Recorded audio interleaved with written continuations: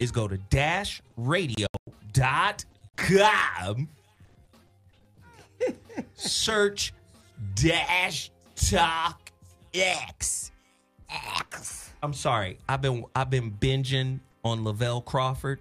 I can tell. That motherfucker is so hilarious, goddamn funny. Yes. Down by the lake. I'm surprised you were doing his voice. Yeah, they did. So look, if you're having any issues on my YouTube channel watching the show, all you got to do, open up another browser, go to dashradio.com, then search dash talk X. I'm live right now. The audio is always perfect. Now that little bit of information is out of the way, I got something very personal to promote. All right? Okay. Near and dear to my heart. Let me pull it up for you right now. Shit so fly. I'm so happy about it. Oh, Amazon.com, #1 hot new release in audiobooks. Watch out. Since December 28th. Hey. It's like 5 minutes ago. I'm just saying, it's updated every day. It's saying. updated. That's It's awesome. updated every hour. So, The relationship dismount, how to stick the landing when exiting a toxic That's relationship. #1. man, he got people sticking landings like Nadia Comaneci around. You know what it is? That's right. The #1 audiobook in divorce That's right. since December 28th. That's I'm dope. really excited about it. I'm excited. I'm excited for for you. you. Because everybody's been asking, so where is the audio of the relationship dismount? Why? Because audiobooks have made people lazy. Yeah, I was just Right. about People to don't say like that. turning pages no more. It's true. Right? It's easier to be on a long drive and listen Right. to a book than to actually read it. But if you listen to a book, you read it, you get to say you did, right? Right. Even though you turn no pages. But that's fine. Right. You heard. I'm telling you right now, I need everybody who's listening to this show to go out and purchase the Audible version Right. of the Relationship Dismount, How to Stick the Landing When Exiting a Toxic Relationship by Zoe Williams. It's That's on right. fire. It's crazy. I'm excited. My life has changed. No, I'm just, Right. And they know they in toxic relationships. You know you need the exit plan. now, let me say this. Mm-hmm. Another get down that you got to be a part of. Okay. The holographic relationship. I'm waiting. I can't A wait. deeper look at the union between consciousness, God, and intimacy. Ain't nobody ever seen no book like this. Not at all. Ain't nobody ever seen no book like this. I swear for Jesus and all them white folks in heaven, ain't nobody ever seen it. You know what? I swear for white Jesus, ain't nobody ever seen it. Yeah, he said swearing to white Jesus because the black one's like, I'm saying nobody has ever seen a book like this. Right. I'm so sick of sociologists. Yes. No dig at you. You know how. I ain't a sociologist. I'm a social worker. Thank you. I love it. said, don't get it twisted. She my peoples though. She Never nothing. she rock with us. You under that? Right. This team VOR niggas. I'm Right. sorry. Long Whoa, Beach? whoa. Okay. Whoa, Just a whoa. little sprinkle. Okay, cool. So my thing is sociologists try to fit us into a box Like of we're society. Nigga, you too happy. You manic. Right. Right. Or you too sad, nigga. You depressed. You understand? They just try to fit you into a box of what is normal. And a lot of our relationship beliefs and ideas come from social game rules. Right. Nigga, it's not right to Cinderella. piss on. Yeah. Right. Oh, I don't your books. Never be all right with me. But okay. So how the holographic relationship is set up is very unique. I'm a Gemini. I like to try different shit. This is why every album Prince made, niggas didn't like. You had to be a Prince fan to be like, oh, okay, I can fuck with this weirdness. Right. I like to stretch the envelope here. Right. So what I've done, I have a 300-page book that's partitioned into 3 different sections. Section 1 is called The Science of Relationships. Okay. What I've done, I've taken scientific principles that describe nature and recontextualize them into relationship principles. Oh, I can't wait. I can't wait. Fire. I can't wait. Fire. So that's the first section. Okay. The science of relationships. Okay. Crazy. Bananas. Yeah, we got to understand the science of it. Then there is a novel in the middle, a story, a full-fledged novel. That's what you were telling Fiction. us about. Oh, shoot. Okay. That encompasses the principles, the science. Oh, you smart motherfucker, you. Then she's like, don't praise the nigga like that. I mean, that's dope as fuck because I've never read a book super creative. that's done that. Yes. Then the third section is a 100+ question introspective workbook. Science novel workbook. The holographic relationship. Nigga, if you don't go to my website right now Right. Right. and pre-order your copy right now, Right now. right now, IamZoWilliams.com. Man. Okay. So then, I done Okay. promoted me. That's right. It's new for 2019, goddammit. I done promoted me. As you should. Now let's promote some other people. All right. Total Package Energy. I've had 3 of those motherfuckers Clearly. today. Clear. Clearly. Yeah. What? You own. 3 of the motherfuckers today. You popping. Three of them. You got energy. Okay. Okay, you ready? This shit real, my nigga. You ready? Total Package Energy is a real situation. You understand? Go to totalpackageenergy.com. Tell them Zoe Williams sent you. Pre-order your, get your case. It's a case. I think it's like 12 or something that come in a case. But Total Package Energy has practical applications. It's a lot of swerviness. I drive to Fresno from here to Yeah. Fresno. It's a lot of swerviness out on the streets. Man, who you telling, especially on that, coming through that grapevine? Yeah, it's a lot of swerviness. Right. Yo ass sleep, motherfucker. And 5-hour energy don't work. Right. You ain't got no wings. Right. Yo bitch ass need Total Package Energy before you kill somebody out here. Right. That part. Man, they do. And a lot of times niggas want to play games. It's a lot of bums driving Uber. Oh, who you telling? Koreans, they can't see out the side of their peripheral, Let me say all this. kind of stuff. A lot of good I'm people just too. saying, I know that's racist, but they be driving. I was in one today, and I was dangerous. A lot of good people too, but I'm just saying. I think Total Package Energy could benefit a lot of Uber and Lyft drivers. You need to focus, motherfucker. Right. Open up the corner or something. Right. Pay attention. Act like I'm in a child seat, nigga, and I'm your kid. Right. Cause these niggas be driving like, nigga, you don't belong to me. Right. Yeah, you can't drive the Uber and look at your phone at the same time. Where you go?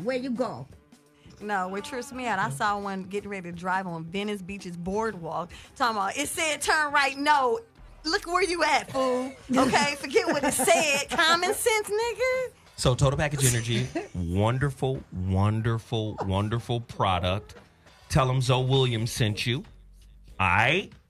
So now it's time to get down with the real get down. Today's topic. Let's set it up. Oh, boy. You know a what's going mess. on. You know what's going on.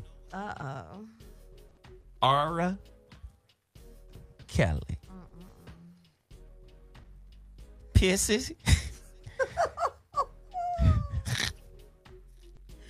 bladder Pissy just Piper. filled up. The Pissy Piper. Yes, the Pissy Pie Piper. The Pied Pissy Piper. Yes, that's him. Oh my God. Okay, so we all know he's a monster. I was having a conversation with a woman, and, you know, I struggle with having conversations with y'all. Why? Why? Well, it's rare that I find one that is on my level of intellect. Oh, we gotta meet. Okay. I'm saying this is why I struggle. You know what? She wasn't there and thought she was there. It's 2019, my niggas. We turned up. I just hate unidirectional thinking and speaking. You know what I'm saying? Come on. I hate that shit. You know R. Kelly is a monster. Yes, we've known that since he was 27 and he married Aaliyah at 15. Right. There was no surprise. So I'm having a conversation with her talking about the monstrous nature of that type of being in our community. And I'm saying, but let's not play games. Right. It's not just men. It's not just ours. Yeah. R was reportedly raped by his sister. Right.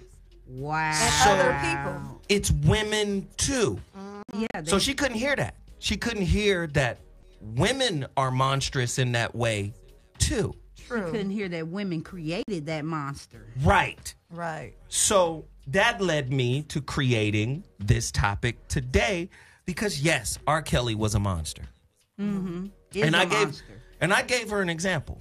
I mean, I wasn't there. I don't know what the fuck R. Kelly does, so he might be a monster. It looked monstrous. Right. And listening to these people, shit. I saw the video. Okay, so cool, nigga. Right. You can't say that nigga in the video was your brother. Everybody in the black community knew. Like, nigga, that's you. Yeah. Right. Okay, cool. That you gonna say that's your brother? Okay, fine. Okay. Big wink. Right. Mm-hmm. Here's the thing that's really fucking with me about all of this. It's really ugly when we look at how black men are being destroyed. And they're using fucked up men to destroy the image of black men in general. This is the question I'm posing today. Yes, Bill Cosby roofied bitches. Right. Yeah. Yes, Bill Cosby was Spanish flying a nigga. Right. Right. You over at the house? It's on his record. Right. Spanish You want blood. something to drink? You know what's in that drink. We know that, right? Right. But we also know Hollywood roofies bitches. Right. All the time. All the time. The casting couch is a part of it. Right. Oh, I can't listen to Zoe because he called women bitches. But you Man, could listen. whatever. This is going to tie into my point. You call each other bitches, especially when Blow the Whistle comes on. You know what? Right. Blow the whistle. See, and I'm saying there's a certain level of integrity. There's a certain level of gray area that has to be questioned again. Right. Right. Now, I'm going to give you this story about Michael Jackson real quick, and then I'm going to throw it to y'all. Okay. I met Quincy Jones several times, and we've had several conversations. Quincy's like, shit, man, Mike didn't do that shit, you know? No, he didn't do that shit, man, you know? That's not who he is, you know? Shit. Okay. He said, but I told him, this is some shit that can tear you down, man. Right. Because it looks bad. Now, Mike was a gangster when it came to adults. Mm-hmm. Mike and fucking Paul McCartney, homies. Mm-hmm. Paul McCartney had one conversation with Michael Jackson about publishing. And Mike was like, really? That's where the bread is? Yep. And then a few months later, bought Paul McCartney's Beatles catalog. Yeah. Right. Some underhanded There's some shit. salt. It wasn't underhand. It was just nigga. Okay, they got the money. Boom. Y'all niggas procrastinate. I got it. Right. Michael was a shark when it came to business. Yeah, he was. But he wasn't like that when he came to kids. I'm making a point here. Acquitted, paid motherfuckers off. Now, all three of y'all parents, right? Michael Jackson's alive today. you got kids. Okay. Most people I talk to, men and women, when I ask them, do you think Michael Jackson molested them kids? Most people I would say 80% of people say, nah, I don't think he did that. Maybe 20% be like, yeah, he did it. Mm-hmm. But in the black community, most people are like, hell no, Mike did not touch them kids. Okay. Mike was a lover of kids. He didn't fuck kids. Now, as mamas, Mike's alive. Still at Neverland. He's having a sleepover tonight. The word is out. Oh, my God. All three of you have 12-year-old boys.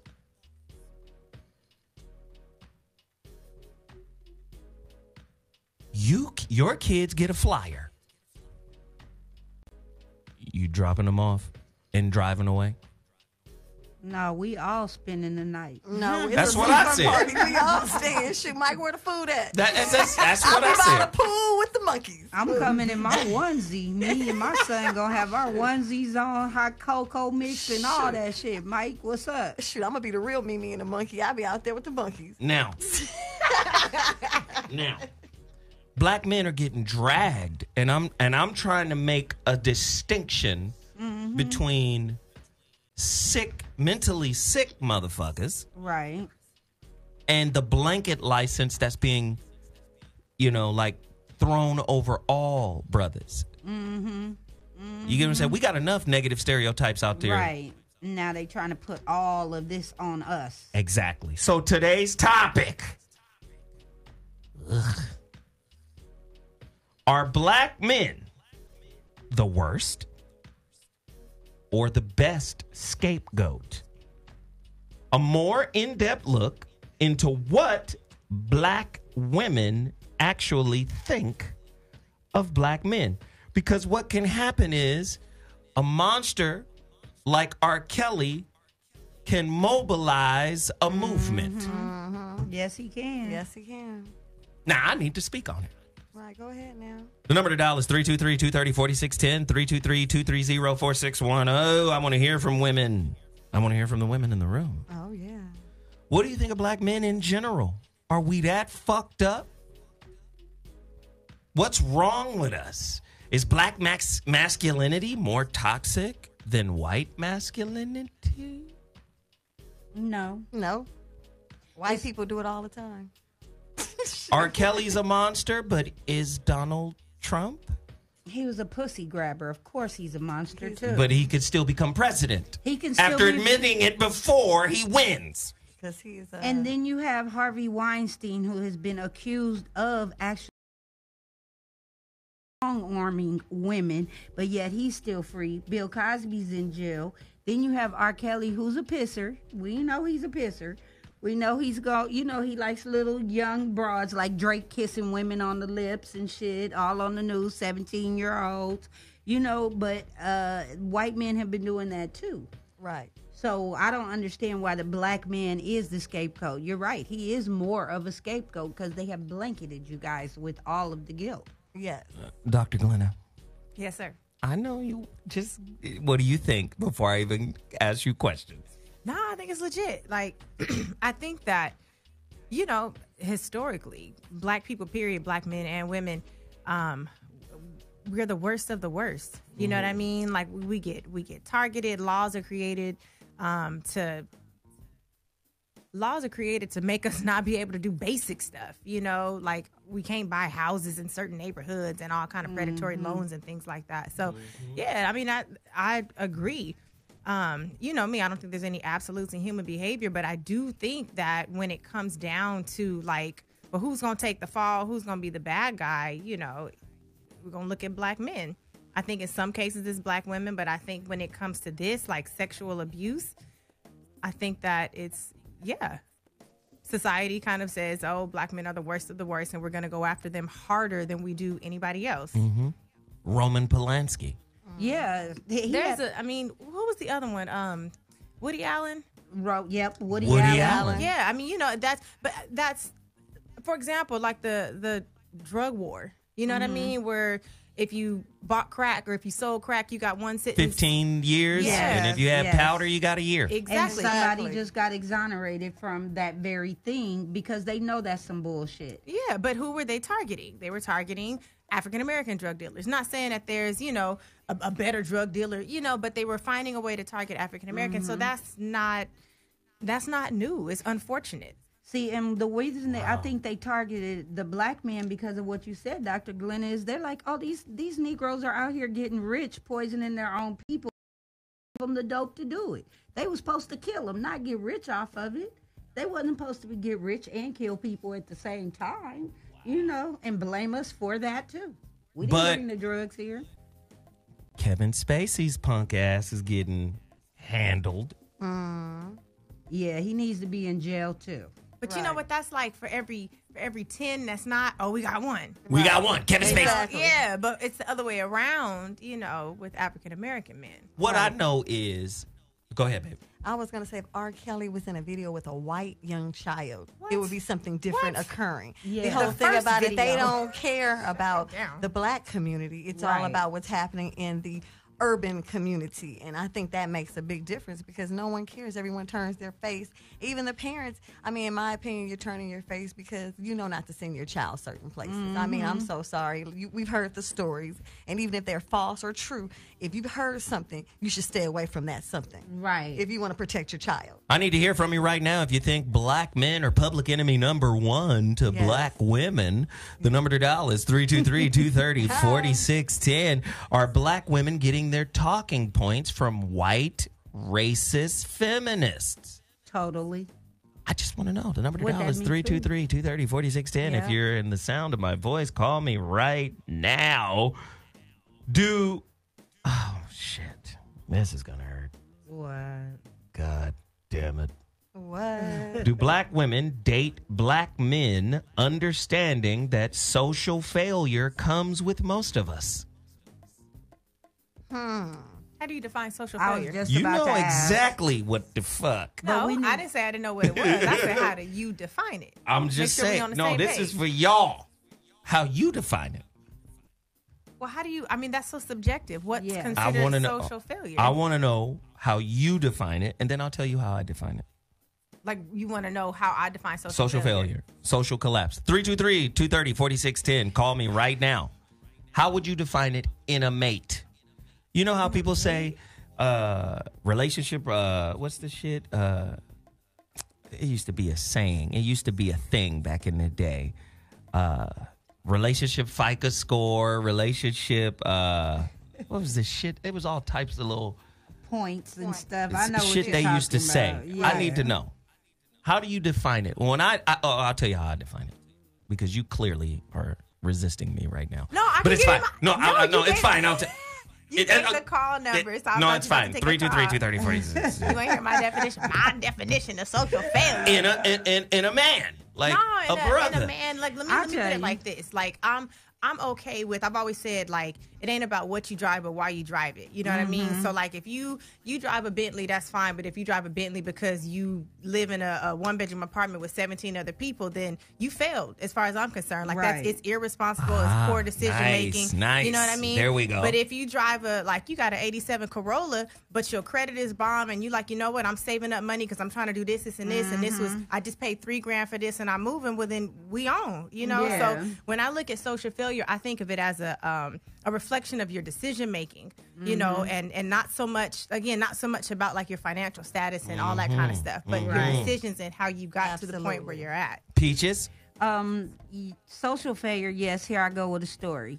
I have a coworker who decided to not pay rent, but you'd rather live in your van. Relationship rent. market value. Yes, and That old saying back in the day. What's your relationship market value? Sorry. Go ahead, Peaches. and you got your woman living in this van with you because you're too cheap to pay bills. It doesn't make sense to me when you both make a certain amount of money, but you're making decisions like spending your money on stupid stuff like gadgets. electronics. You have a van full of electronics and no bed or house over you, no roof over your head. It's just stupid. That's a social failure in a relationship to me. You know I couldn't tell it short. Jesus. I mean, I think social failure Long-winded ass. also begins with common sense. You know, if you're dating someone and their sense is not common, they rather spend all their money on Christmas and then come January they have no rent money. Then someone doesn't have any common sense. You're a social failure. Exactly. You're a big dummy. You know what I'm saying? You're calling me crying about what's going on in January. And dude, you knew in December when you spent all your bread, it was going to be a problem. So you should have prepared for such. And I think preparation and common sense all go hand in hand. Have you prepared for your life? And what is your preparation? And what does that look like? Right. Because your kids going to be in them Jordans all year. That same one pair. Right. Wow. Here we go. Phone callers. I see you guys getting to your phone lines. The number to dial is 323-230-4610. You're listening to the Voice of Reason on Dash Talk X. Dash Talk X. The Voice of Reason. You had a dig? Tonight's topic. Are black men the worst or the best scapegoat? Fuck. Here we go. Caller, you're on the line. What's your name and where you calling from? Hi, this is Jay from Jersey, Zo. Jay from Jersey. What's the dealio? What's up, brother? Hello, ladies. Peace. Hey, It's me, the good doctor. How you doing, Jay? Society, our American society, or this American society, has turned the black man into the toxic waste garbage can. Oh, shit. Wow. Okay, say more. Okay. Everything that is bad, that is lewd, that is criminal, since slavery, Reconstruction, convict leasing, redlining, mass incarceration, everything we do as black men is hyper toxic, Right. hyper violent. Super predator was coined by our former first lady. You know what I'm saying? Not just predator, super predator. Right. And I mean, this is coming from the same race of people that said, show me how to eat and I will give you smallpox and STDs. Right. Okay, continue your story. Exactly. I mean, these are the same people that gave the Native American blankets with smallpox on them. The same people that performed the Tuskegee experiments on us. But what we have done is we have bought into the toxicness of blackness. We got women out here that say, I'm opting out of dating black men. As if you have met every black man in the world. You got people out here that are saying that R. Kelly is the most angry, vicious predator in the world, but Harvey Weinstein's walking the street. Mm-hmm. And he has, and you have Donald Trump in the White House who, out of his own mouth, said, "Grab him by the pussy." Right. So Pussy what we grabbing. have to do is we got to turn inward and stop allowing for these talking points to keep coming from the powers that be, the media. The permission has been given for us to be outraged now. By whom? Right. Wow. What about the pedophile senator? Mm-hmm. Oh. Meanwhile, there was a young girl that was shot to death by some white racist supremacist or whatever, How about 7 that? years old. How about that? Listen, no one is justifying R. Kelly's nasty, crazy ass. Yeah, no. Nobody We gotta keep that independent. No one is justifying one. he's a monster in any race. Right. Right. Independent of what anybody else has done. Right. That's a monstrous human being. But you can't take that human being and say he's a representative for all black men. Or put a group of them together. Him, Bill Cosby. Right. You get what I'm saying? And be like, yo, Right. that's black masculinity. Mm-hmm. Showing Drake And kiss that's what the they've girl. done. They've taken all of our failure and they've aggregated it. Right. And then they said, this is a representation of them. But our successes, they don't aggregate. They don't turn around and look at a Zoe. They don't turn around and look at a Corey Holcomb. They don't turn around and look at brothers that are doing things and changing things in our society and actually give us some humanity. Well, no. Because the moment that we do that, then we have the power to lift ourselves out of this madness. So when I interrupt, you gonna double back? Is that what it is? You gonna speak twice so you could get through? I'm gonna cut you off now. Hey, Jay from Jersey was all right. Hey, Jay, we appreciate the call. Thank you for reaching out, man. I want to hear from some ladies who truly appreciate black men. What are the top 3 things you appreciate about black men? Mimi, then Glenna, then Messy.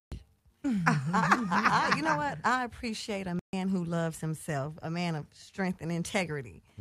I appreciate a man who knows who he is and doesn't let the world change his thought or patterns, but he's himself. Hallelujah. And the third thing that I could say that I could really respect in a black man is one that handles responsibilities on the level of the game that he's in. Handle your responsibilities, sir. Sir. What the fuck? She gonna sir, nigga? Okay. You know why I say that? Because everyone doesn't, but I respect black men that do. It's such an honor. So I had to give, it's like respect on that game right there. Do your shit, sir. And I appreciate you, sir. I have to give you a tip, sir. Hey. Sir. We love it, sir. No. And I appreciate that information. Glenna? Black men are fine. Like, listen. Holla. Right. I am kind of delicious. Yeah, ain't nobody said so. 323-230-4610. Call in and black men admonish. are fine. Like all different, shades, sizes, color, all of that. Black men are dynamic. Yeah. Like I love like the versatility. You know what I mean? Like you put on a suit and then you do one thing and then you put on some sweats and a t-shirt and you're still the same person, but the versatility is just beautiful. It is. Plus in them sweats, I could see your stuff. You listen, gray sweats. I got on sweats right now. Did nobody ask you so? I'm just saying, I'll start some shit up in here. You see what the rumors is all about. Can I get to my third? Can I get to my third? Go ahead. My third, black men are creative. Right. Black men are creative. I don't care if it's rabbit ears on a TV. Black men are going to be creative about fixing situations, finding solutions for things, and that I can appreciate. I can smoke a bag of that. Peaches. Shit, this nigga what I love about black men the most is that they're strong. Black men deal with so much bullshit, but yet they are still strong, especially if they do what Mimi says and handle their responsibility as far as their family, their children, their elders.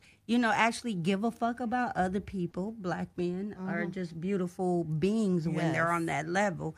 And my last thing I think that I love about black men is that, my God. The put down. I can't even go to another race. No offense, guys. It's just that, I like my meat brown. Yes. Swipage. Swiper, no swiping. 323-230. Brownage.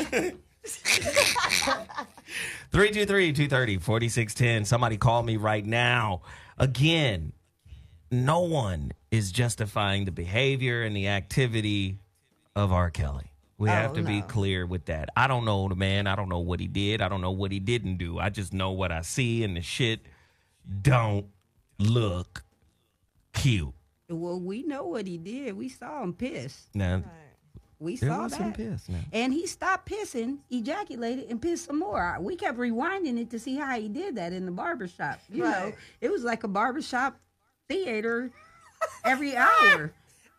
They was like, you want to see R. Kelly's video? They would put it on every It was hour. in the barbershop, right? It was in the barbershop. Listen, I want to hear from people who have the opposite example of what we see primarily in the media as a depiction of a black man.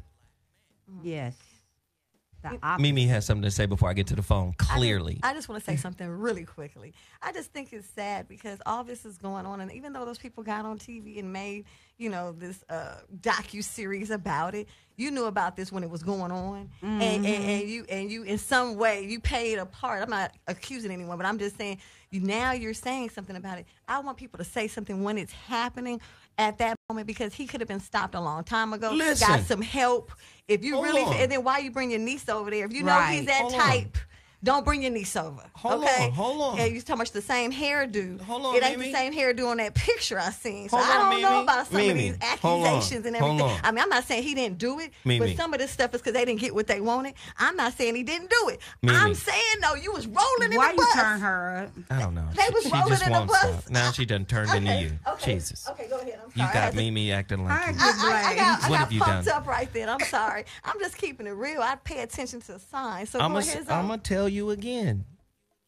That's the other part. That's the other travesty. It's sad. You got Madam Mommas and Madam Daddies that will prostitute their talented kids. Pimping them. Yeah. Now, I asked y'all earlier today. Most people don't think Michael Jackson did shit to them kids. And like I explained to Marcus King earlier today, I said 80% of the people I asked about Michael Jackson. You think Michael Jackson did that shit? 80% No. say no. But I still The want other to watch it. 20% be like, yeah, that motherfucker did something. But 100% of these motherfuckers will say, I ain't dropping my kid off. Right. Just in case. Right. Just in case. Just in case. That part right there. I love Michael. But see, we come But I'm from- not finna love Michael with my kid at his house Exactly. Wondering. I'm going to be there. unsupervised. And we come from a different era. We're all over 40. So we know that you didn't just drop your kids off at people's houses because the stories came from somewhere. All I know is a few months ago, we saw a black woman drop a little kid off at somebody's house and leave. I ain't never seen no daddy do no shit like that. Y'all remember that video? Oh, yeah, they do. Y'all it remember all that the video? time. You ain't seen that video? Yeah, I seen What it. should happen on the porch? Drop them on the porch and the video, the camera. Remember, that wasn't the mama. The door. Whoever But still, it But was. it's still a black woman. Well, It was a black remember woman. it I was don't give a fuck who it was. A black woman. She was messy. It Yeah, don't matter. She was Whatever. not Mexican. You niggas better stop. Maybe she was multi. Because she had a little light in this Your kid. Anyway. mic, it's over. Your mic is off because you willfully lied on my show. Can I? Can I just? I ain't never seen no daddy do no shit like that. I ain't never seen no uncle do no shit like that. I ain't never seen no black man just Me drop a neither. kid, a young at. Don't be trying to get on my mic. I will turn that mic off too. Shit, you done fucked up because you're lying. Can I add something, or are you gonna take this call? You can ask something. I Okay. would like to get to the call. They keep hanging up because y'all keep talking, but that's fine. Go ahead. You can say Okay, it. so what I was going to say, sometimes there's a lot of different factors to this, and just to people have asked the question like, how come the parents didn't say nothing, or how come such and such, didn't say nothing if you knew something. So number one, as crazy as it sounds, I don't think people always know exactly what the next step is. And so I think that sometimes when people see something happening or something funky is going on, they're like, I'm just not going to go around there no more. So the next step is you call 911, you file a report, you call Right. CPS, you Right. call Child Protective Services. If you're not sure how to call or what to do, 211 exists across the nation. You pick up the phone, you call 211, and you say, I need information on A, B, and C. Something is going But on, Dr. and I'm Glenna, not sure what to you do. bring up a great point. What if you have a parent that says, we close though? Yeah, so that 'Cause was it's- the second piece that I was going to Yes. get to. So the first piece is sometimes people don't know what to do, because a lot of times people are like, oh, that's what I do? Oh, bet. I'm going to call. I'm not scared. I don't care. But then the next thing is sometimes people know exactly what to do, and they're scared to rock the boat. Like they're scared to disrupt the family We close. system. Right, Yeah, they're scared right. to. Well, I don't want. What if it ain't that? What if it ain't? And the reality is, you really have to think about the child. And if a person is offending on one child, it's like roaches. If you see one, there's 10 more that you don't see. It's a whole nest of It them. is. And so you Right. always have to be concerned about, if you turn a blind eye to this one incident, there's going to be Right. 10 more, that nobody knows about. Exactly. And Right. even if you don't think anything is going to become of it, you file a report anyway because there's a paper trail. And so, after so many reports, they have to be like, okay, there's got to be some legitimacy to it. Right. So, but I'm talking about the Joe Jackson parent. Because there's rumors out there that he made Mike take motherfucking hormone pills to keep his voice high. I don't doubt it. You see these beauty pageant mamas that be hella way over the top, doing too much to try to push Oh, these yeah. kids too motherfucking far and too goddamn hard to make it. Right. And I think a lot of these parents are really pimps prostituting their progeny. Trying Exactly. to live vicariously through their children is what they're doing. And they'll sit back and allow some bullshit. Oh, Just yeah. like that parent who got a molester brother that they love. Because I know some girls who have been molested by their uncles that their mothers won't confront. Oh, yeah. Uncles, boyfriends, Shoot. husbands. You Cousins. understand? Oh, yes. Yeah. And that's the sad part about it, is that somebody has to be confronted. Just like R. Kelly, whoever raped him should have been dealt with. His parents should have dealt with it right then, and then they could have had some kind of help. Shoot. R. Kelly wouldn't be able to leave that house. I'll be sitting outside waiting on him. As soon as that gate open, I'll be rolling up. What up, But homie? see, this is what I'm saying. The black man is the easiest blame it motherfucker in the world. Well, There he is. He did it. but it starts as a cycle. It starts from somewhere. It's just like bitter women. They get that shit from other bitter women and pass it down. It's the same on. thing with child molesters. Let me stop you in your long-winded ass. Now, people complaining because they can't get through. They said the phone lines must be jammed. That means I haven't gotten to the phone lines. The phone lines are open right now. 323-230-4610. And I want to hear from you. Your story about whether or not black men are the villains. Your story about whether you survived a black man that was a monster. Caller, you're on the line. What's your name and where you call from? Hello? Hell is low. Welcome to the show. Hi, Dana. Hi, Dana. Dana. Thug Life Dana, what's up? Oh, I can barely hear you. You can't hear me? We can hear you perfectly. Oh, okay. So I'll try to be ultra quiet. Oh, I wanted to get in on the show this morning. That was a really great show, and it just exposed a lot. I'm really thankful that people were brave enough to call in and tell their story. Okay. All right. But what I wanted to say, Zoe, about this whole R. Kelly situation, it's twofold. Well, not twofold, but a multidimensional issue where you have R. Kelly that has these young women, and he's doing all types of sexual things with them. But you also have these parents and these enablers. You know, the manager was like, "Oh, I forged the signature," and oops, I didn't think about anything until Aaliyah was pregnant or thought she was pregnant. Or Jocelyn Savage's parents, where they were like, "I don't know how R. Kelly had access to her because it was a business. You know, it was supposed to be a business deal. She was supposed to be his protege. She's a female. Why is she his protege? Why is she supposed to be, or even being groomed to be a protege? And Right. This man is this far into the business." And even, you know, as much as Sparkle, she was at the studio. She said, you know, she said in so many words, but I'm saying she was there 14 to 16 hours. You know, this man has a predilection to young women. Why are you putting your niece at risk? Because she wanted a record deal, and her record dropped today after part I saw 6. all of that. And so I'm that's what saying that was. that all of this is going on, though. And, you know, to be honest with you, there's not only one Chester the molester in the family. It's many. It's I Auntie would say, the molester, I too. would say 90% of black women collectively have had some type of exposure to some type of sexual or physical trauma. What? I What? wouldn't say, It is. I wouldn't Dr. say, Glenner. I wouldn't quite say 90, but I think that some exposure and some, I mean, however you want to categorize that. I think I can hear myself. I think I can hear you, Dr. Glenn. Okay. Happy you're New good. Year. Happy New Year to you too, honey. But yeah, I think if you really want to break down versus being catcalled versus being raped, I mean, you know, then we can say 90%. That's what I'm talking Okay. about on a collective basis, Okay. where I walked in and or someone was watching an adult movie or catcalls, or, you know, walking around with robes open in front of children. That's what I'm talking about. Right. Just collectively something.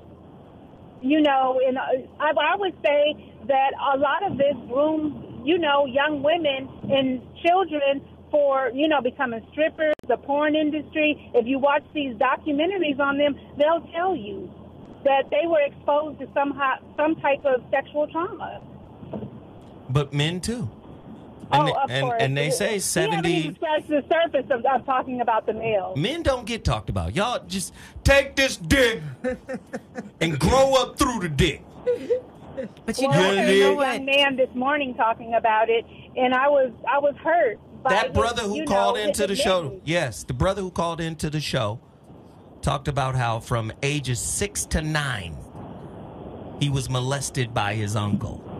Wow. And this is one of the things in the black community that's not talked about, along with domestic violence, alcoholism, and other things. But like all of us knew that R. Kelly had some issues, but we can say that no one's ever pressed charges.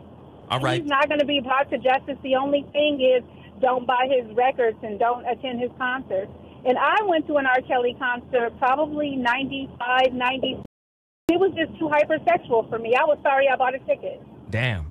Well, let me just say this. For 2019, your first call, we appreciate you so much. You're welcome. Thank guys you, have love. a great one. Happy Thank New you. Year to Happy everyone. New Year. All Bye. right now. Peace. So, Wow. y'all see that video on YouTube? I got it on Twitter. Which one? Of the girl clapping her ass. She got on like a thong, and the baby is on the back of her holding on for dear life. Oh, no. Oh, Lord. Maybe that incident creates monsters like R. Kelly. Right. Yep, they can. Right. That's a form of child sexual abuse. Can Doc? Yeah, Yeah. over sexualizing Yeah, children. yeah. Because it's real easy to be like, men are terrible. Men are terrible. Oh, no question. No, listen. And you know, Let me. Wow. you know, I gotta interrupt you at least Wow. once. I haven't interrupted all that. I was going somewhere with that. Like, wow. Hilarious. okay. Moving Go ahead. forward. Go ahead. Go ahead.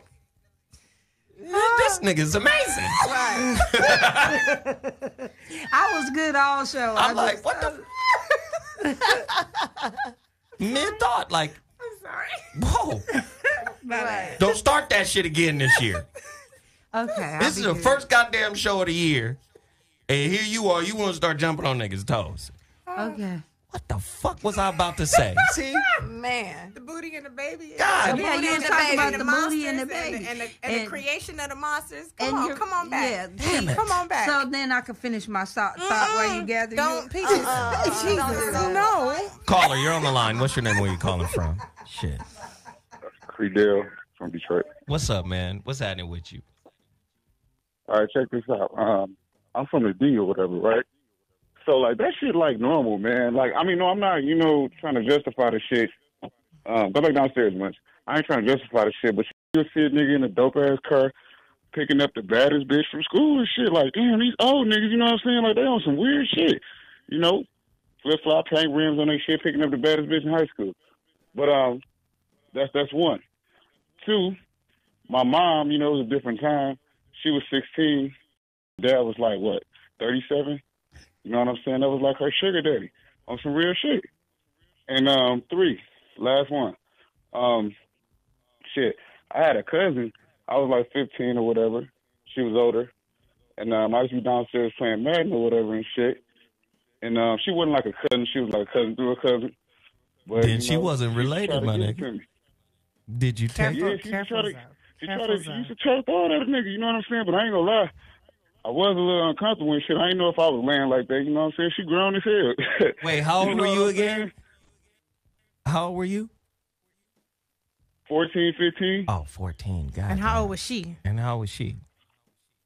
Like, shit, she had to be about 21, 22. Eesh. You know what I'm saying? So what- She grown. What happens? Because we've said like, oh, we don't talk about what happens to guys. What happens with men when they are offended, when women offend against them, is that society says, well, you're supposed to like it, you're supposed to enjoy it. What do you mean? Like, you weren't abused, you were lucky. And so even when they're Wow. not when they're not Exactly. quite ready for it, and mentally, that's why the age of consent. That's why we get into that, because a child cannot consent to an adult because emotionally you're not prepared for what that brings, whereas an adult is, and they're able to emotionally manipulate. And then, there's a lot of things that come when you have sex besides the physical, all the mental and spiritual, all that kind of stuff Emotional that shit, comes yeah. that comes with it. And a child is not as prepared as an adult. That's the laws of consent. It gets fuzzy, like between 12, 15, 14, all of that, because two children, well, my definition of a child, two 15-year-olds can consent, but a 15-year-old and a 19-year-old you can't, because it's different. Maturity-wise, things start changing. It's like when you put a 4-year-old and a 9-year-old, they play differently. You know what I mean? So we got to separate them out. But then when you're 30 and 34, well, nobody cares because you're all adults. Right. You know, and so you're right. Like men, when they're offended by women, everybody says you're supposed to like it, you're supposed to enjoy it.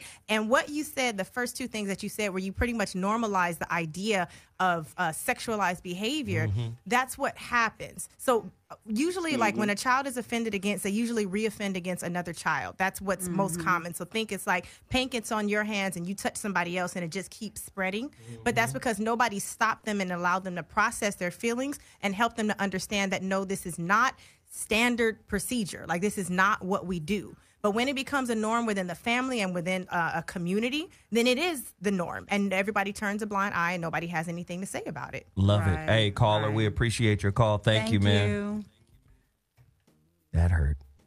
Thanks for telling me to pump my brakes. I like that. I was like, yo, careful. I didn't know where it was going. See, let it go, though.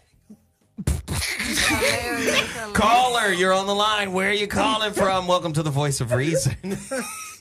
Total package energy. Caller, you're on the line. What up? What up, Zoe? What's up, y'all? How y'all doing? Hey. What's the deal? Hey, what's up? This Tone calling from the pen. Hey, I'm Tone. listening into the show, and something I want to address. I grew up in L.A. in the 90s. Well, actually in the 80s. Crack cocaine. Okay.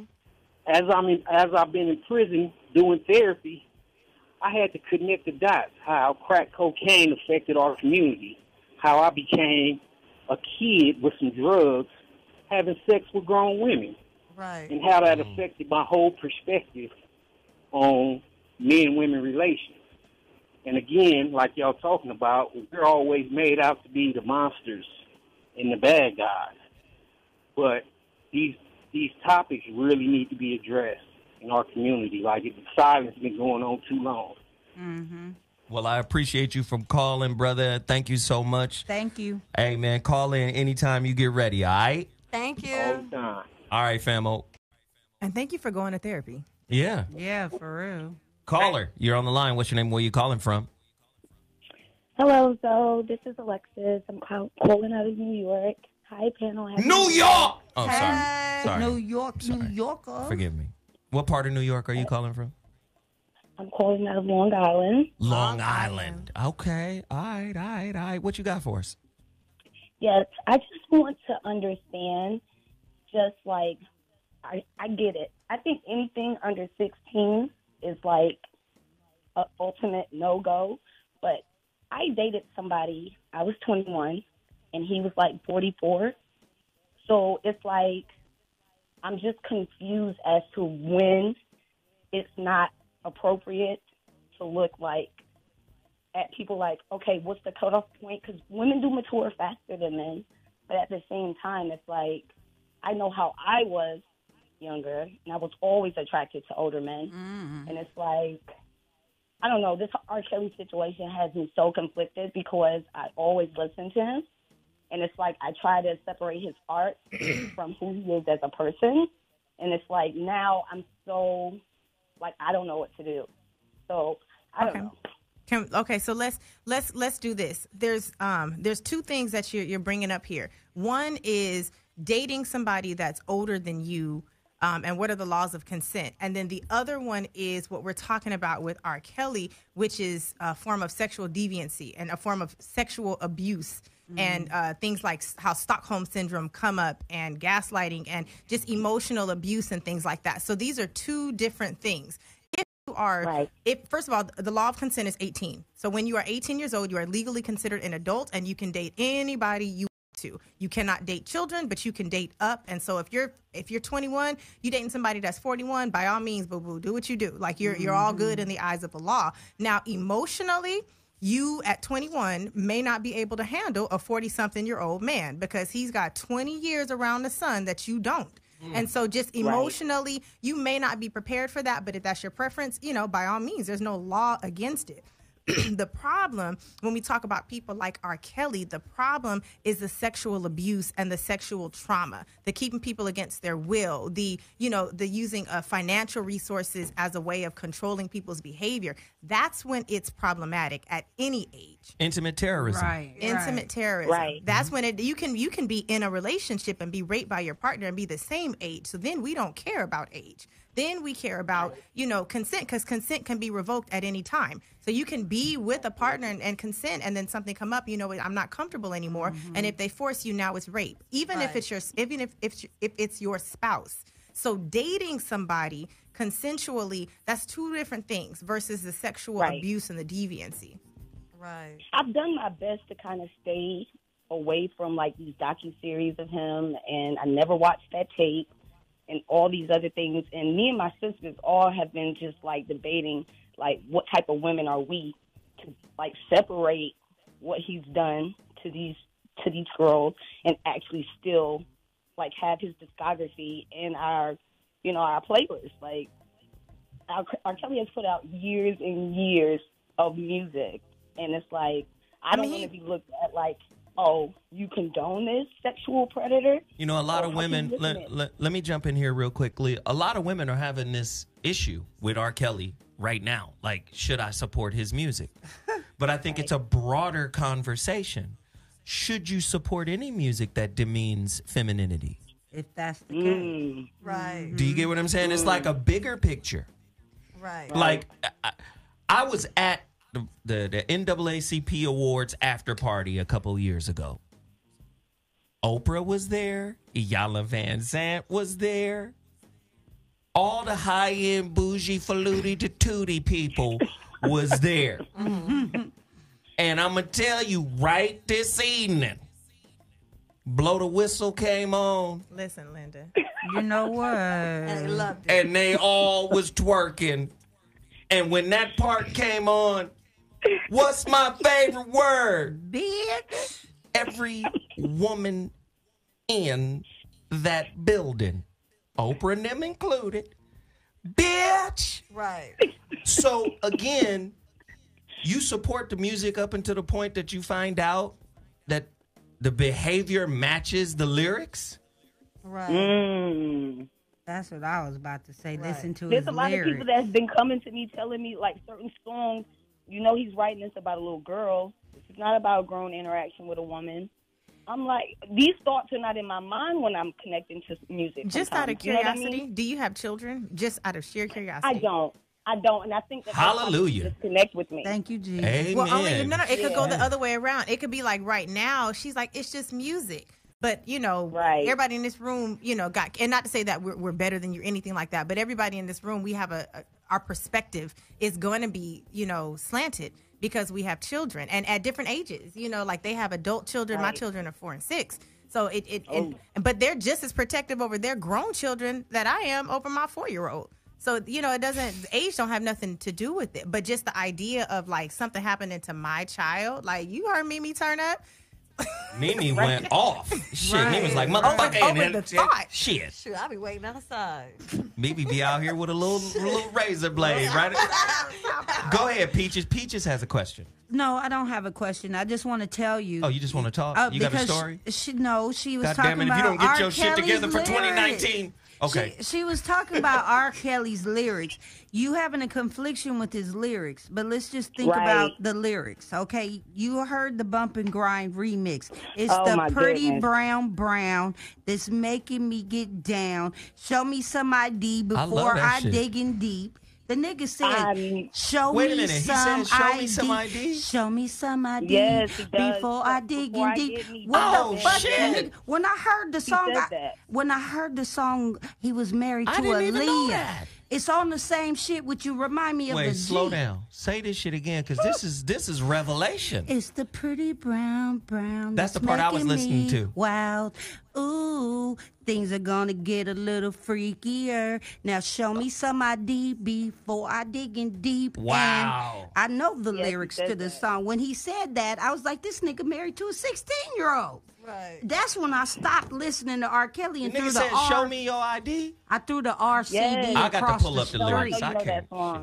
Yeah. Caller, I threw the R. Kelly CD, the double one, Aura Aura, I Believe I Can Fly. I threw the motherfucker across the street when he said, show me some ID so I could dig in deep. Because he was married to a child. Or he was singing to young girls. I had Aaliyah's record. I couldn't even listen to him in the background Age no ain't nothing more. but a number, nigga.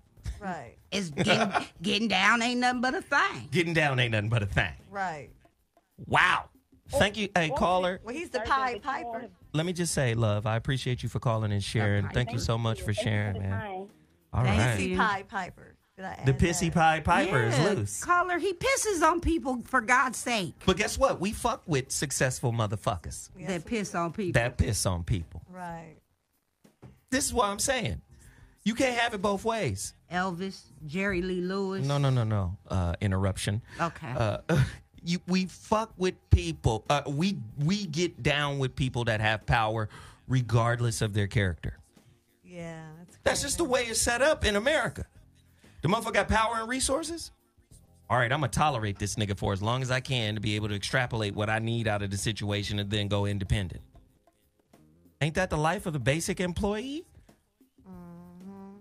You live in a transactional world. You live in a world of pimps and hoes. The government is your pimp. You gonna do what the fuck they say. You gonna hoe for them. But you This is real shit now. Or be a trick for him. right. But you gonna do whatever the fuck they tell you to do because they got power over you. Right. Now, we asking the question. I'm saying this deviancy that we see in certain men and women is aided by poverty. Because if you you gonna wind up doing some shit that you probably wouldn't do if you had resources. And I'm seeing a lot of people play that game. Let me give you an example. I don't want to out nobody, but a person I know. Uh-oh. I'm not trying to out nobody, but I know the story. Right, okay. Had to fuck her uncle for rent. Ooh. What kind of shit is that? Nasty, nasty. So it's bad enough that she got to ask. Right. And you should be able to ask a male member of your family. Right. Yeah. You're like, let me hit that. But then the nigga say, you going to have to do something special for me. Poverty plays a role, too. You understand? In the R. Kelly case, plays a role, Oh, yeah. don't it? Yeah. And want a singing career. This is why I say we already know R. Kelly's a monster. We know that. Okay, what about the monstrous people that put him or put their kids in his path? They're just as monstrous as he is. Do you Exactly. see? And That has to be dealt with. Exactly. And I think if they're going to hold R. Kelly accountable, they need to hold those mothers accountable for, especially the one who had her niece in the house with him, knowing he was a pervert, knowing damn well. R. Kelly won't let my daughter go. Nigga, if you don't drive over there and sock this nigga in the beard. Okay. You don't get out And of here. snatch her ass up. My mama would have went up in there and snatched my ass, dragged me by my hair up out that house. Shoot, one girl said her mama said it was just fine and let her leave. But, you know, the point that I think is interesting, I have a family member whose my daughter was showing me that's on social media doing these stories. And her stories are, like, real provocative. You know, she's doing things that she's, like, 14. And she's doing things you wouldn't even imagine. I don't even want to share. It's almost embarrassing. And so my daughter said, don't tell the mom. I said, I got to, because she didn't want to get busted that she was the one that told it. Anyways, I told the mom because I was getting real concerned at this point. Right. And I'm like, look. And when I told her, she said, you're tripping. My baby, not my baby. She was like, I don't know what you're talking about. So I said, well, pay attention. Later at night while you're asleep, she sneaks out. So why does she pay attention? And she caught her leaving with some boys, caught her having these interactions. She was actually doing it in the house. And I'm just sharing this to say young kids have their own program.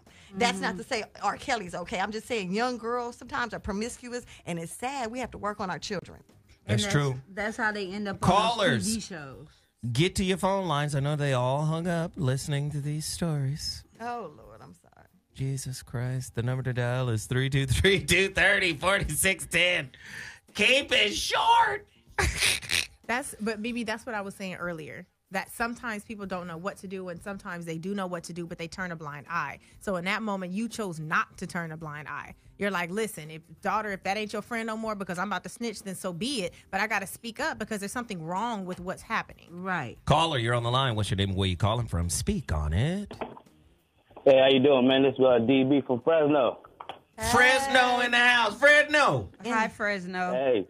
Hey. What it do, man? What up, fam? Check this out. This is what I want to say, man. We knew damn well that this nigga R. Kelly was a sucker, bruh. You understand me? And the fact that now that the white people are trying to tell us, now you black niggas, y'all be outraged now. We've been knowing for about 20 years now, right? So now they're telling us to be outraged. So now everybody, you know what I'm saying? Well, how come they don't have a surviving the motherfucking Catholic Church? How about it? Right. Huh? Surviving holy booty. I was thinking that. Surviving the the Pope. nigga with the AIDS, Charlie Sheen or something. How about it? Giving out AIDS to all these bitches. Like, come on, man. They telling us to be outraged, and all these cool niggas are really out here putting in the work for them, bro. Like, they're confused, bro. I understand. I'm not sitting here sticking up for this sick-ass nigga, bro. You feel me? But I mean, shit, they telling us to be like this. So now y'all want to be up here and say all this and do all that or whatever. You know what I'm saying? Niggas been on that, bro. Okay, man, shit. Don't pull your gun out while you're on the phone. We appreciate it. Don't talk I'm sitting here working and shit, bro. My bad, bro. Nah, man, we appreciate the talk, man. Call in Thank anytime, you. man. We Thank appreciate you. it. Yes, sir. Yes, sir. All right. I'm going to say this. If black people, in general, can turn a blind eye to white supremacy,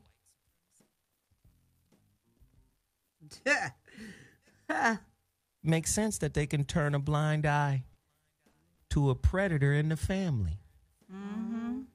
Yeah. If you allow white people to do what they do, and all your beliefs come from white people, your success standards, your love standards, your spiritual standards, your religious standards, all that shit come from white folk.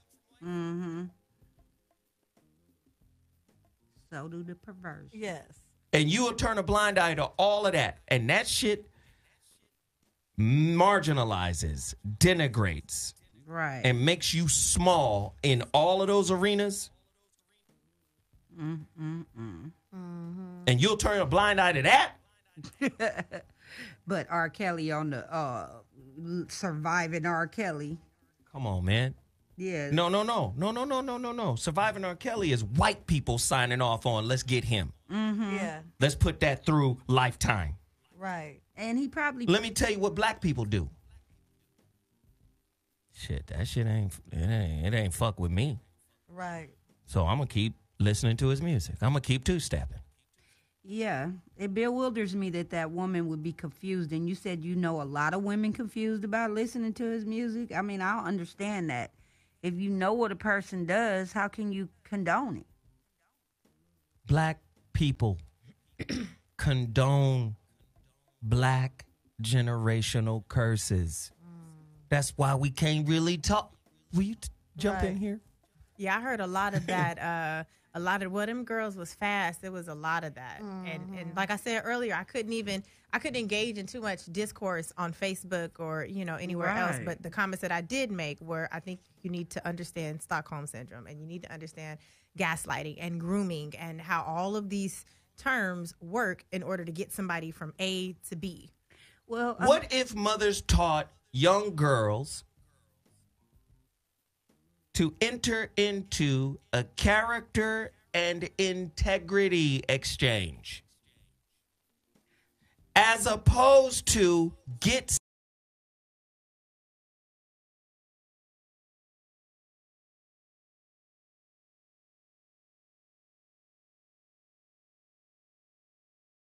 clear in terms of finances true. and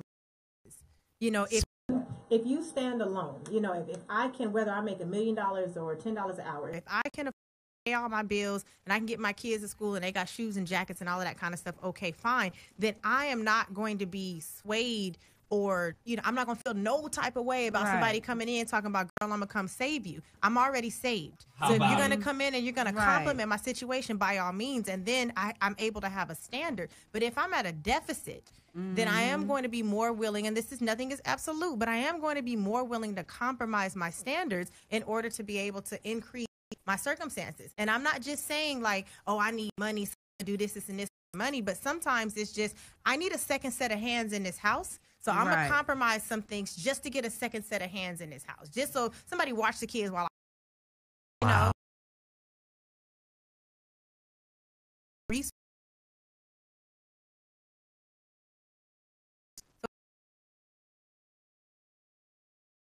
And poverty is the reason why I understand Stockholm, because I was scared to leave my son's father because of the abuse. Story time. The abuse that I was Peaches. taking, but I was really scared to leave until I got one day. You know what? Fuck you. Kill me, nigga. Bye. I'm going to be right here on this corner. I don't have nothing else to lose. Thug life against daddy. Yeah, I left all my shit. I mean, he cut up all my clothes, bleached them all, that brought them to me. Well, if you're leaving, you're going to leave without. Time where you get that Patricia Hearst out your bloodstream and get out. And Patty Hearst, that was the first example of Stockholm, so they say. But these girls are going through that same thing. It comes to the parents. Why the fuck did you daughters go to his house and stay there? There you go. Caller, you're on the line.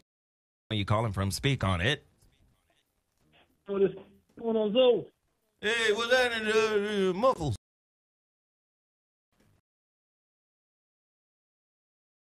Just the thing is, This nigga.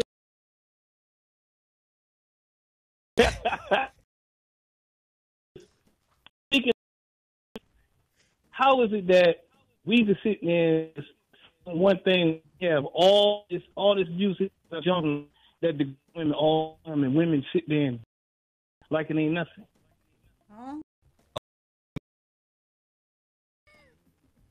Because we didn't hear a goddamn. I done told you.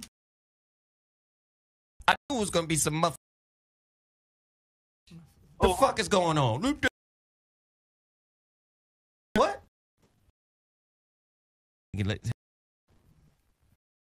Don't talk through your hand.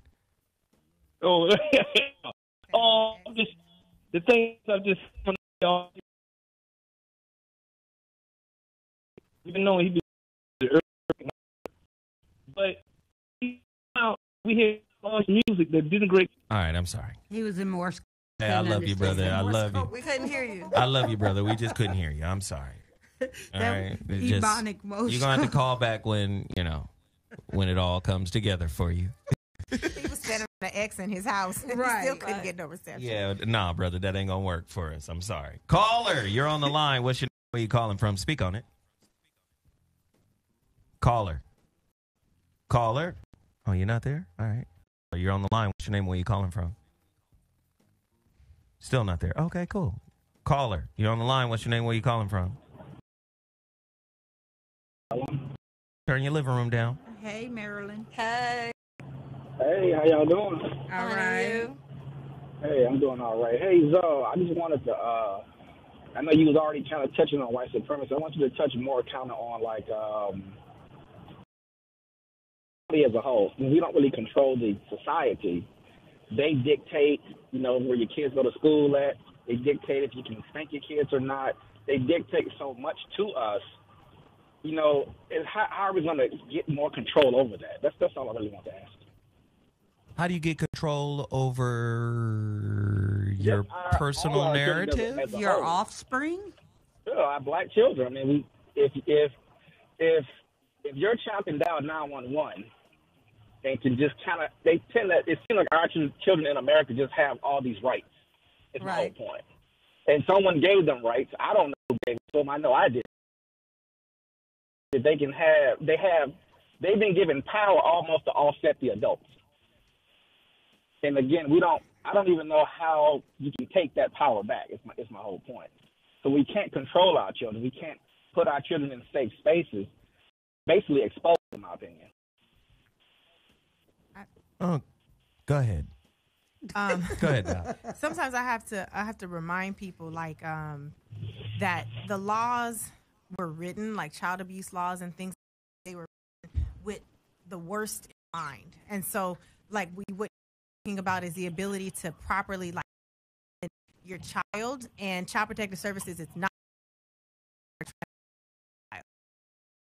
about other parents that put their kids in cages and don't feed them and say you need to earn your food. Like, so the laws were written, like, yes, children do have rights, and they were written to protect those children, the children that are physically abused and emotionally neglected and, you know, left in houses for long periods of time. And so what you're talking about is discipline, and there's nothing wrong with discipline. In fact, they advocate for discipline. And even in things like spanking, you can spank your child. You just got to spank them on the butt. You can't punch them in the face. Like, you know, so the laws are written. And I think that, like, healthy people, like, you sound like a healthy person. Healthy people like you sometimes have a hard time with that, because you're like, well, how come you're telling me what to do? And oftentimes the people who feel like that, the laws weren't written with you in mind. They were written for toxic people. They were written to protect children that are literally, like, dying under the care of their own parents. So I think that's a very interesting topic. Thank you for the call, caller. We appreciate your insight on that. And goodbye. The doc just said something that sparked a nerve. All right. Toxic motherfuckers. But do you know that the toxic motherfuckers are just a more concentrated version of the normal motherfuckers? Quote unquote normal motherfuckers. Yeah. Deemed normal. Right. You got people who are taught to behave a certain way, to act a certain way, especially black people. Right. Don't make me wheel Bobby's old ass back in here. Bobby came in here and said, now, when you talk to the man for the job interview, you put your head down now. You don't look him dead in his eye. Wow. Nigga, what kind of slavery talk? Somebody made that statement recently. Bobby's 65. Oh, that's why. Right. Do you understand? It's embedded. So there's certain beliefs that carry over that really darken and make our spirits smaller. And I'm talking about in the normal space. Right. And I hope he didn't teach that to somebody younger than For him. black men in America who are educated, did you know capitulation is part of your escalation up? Wow. Try to work for somebody. I be at the goddamn cigar lounge. Old niggas, young niggas. This is why I got my own shit, you see? I did corporate a couple of years, and motherfuckers can't talk to me a certain way. Yeah. Black masculinity. The only bastion for a black man to be himself in America is through entrepreneurialism. Yes. Because if that motherfucker is himself Right. at some job that's not creative, like if he's not a creative, and he says, hey, go on there and create some shit. Go on and do what you do. If it's a corporate, structured, he there for a little while. Yeah, and moving Especially if he's a real man. Because he's not finna take you were insubordinate, Javon. Not Javon. Javon. First off, who you talking to, Nick? Right. First, it's gonna start. Who you talking to? Right. Javon, I didn't like your tone. You came across aggressive. So capitulation is part of escalation for black male excellence within what is considered normal.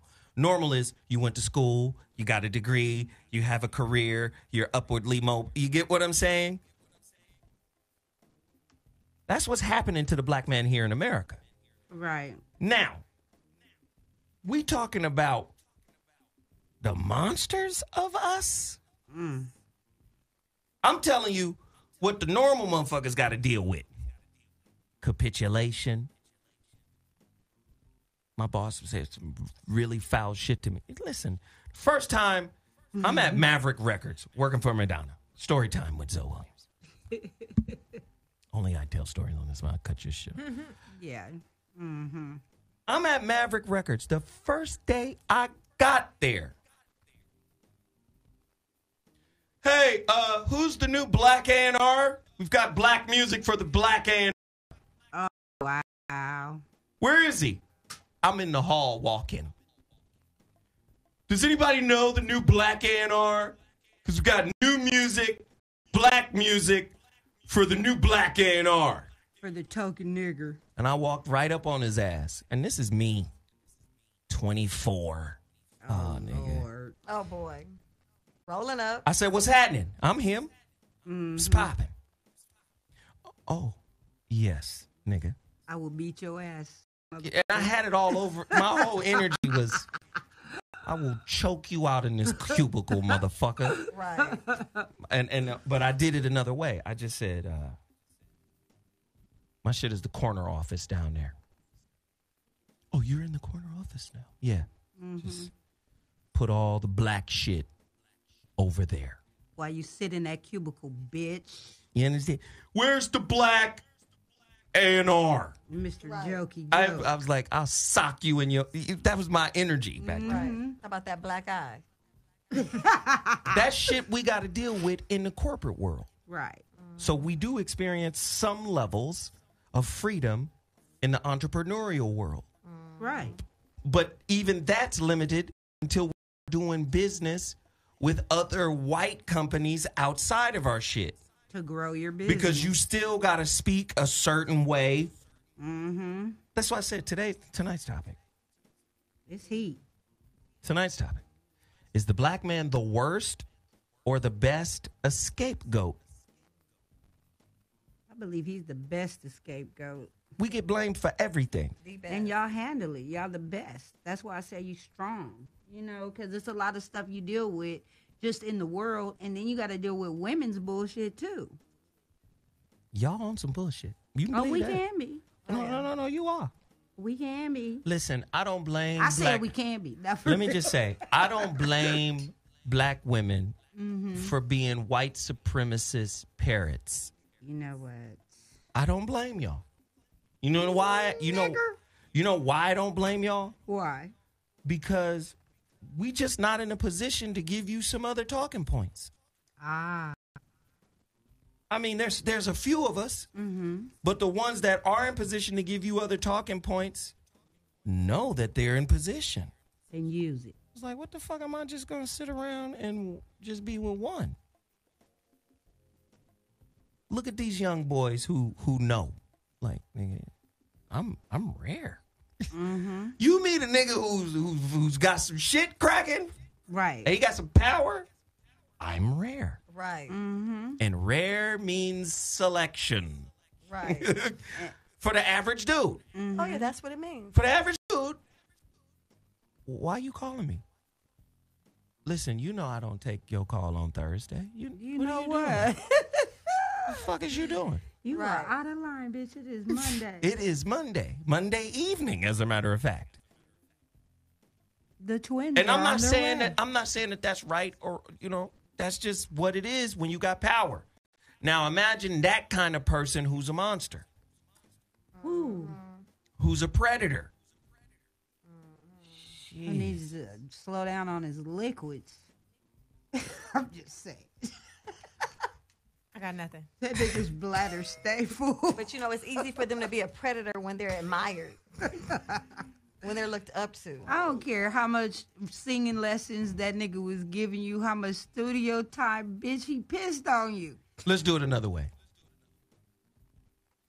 Michael Jackson. No. Let's take Mike off the table. I'll bring Mike back later. Yeah, please leave Mike alone. Prince. High heels. Prince rolls up to the Nickerson Gardens. Okay. Right after Purple Rain. I gotta go.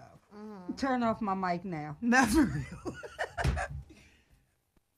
Prince rolls up with the ass out pants. Oh my God. I can't. You know, be some bomb ass hamburger stands in the Wazoo area. Oh yeah.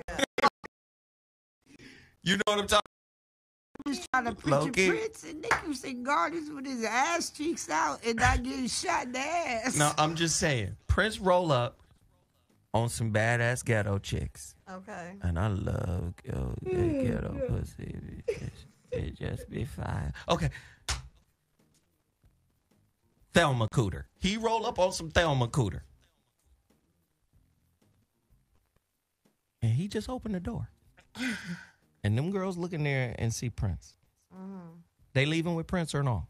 They leave him with Prince if he wants him. If he wants, oh no, he don't want him. I'm saying, but if he wanted him, he can have whoever he wants. Yeah. He's Prince.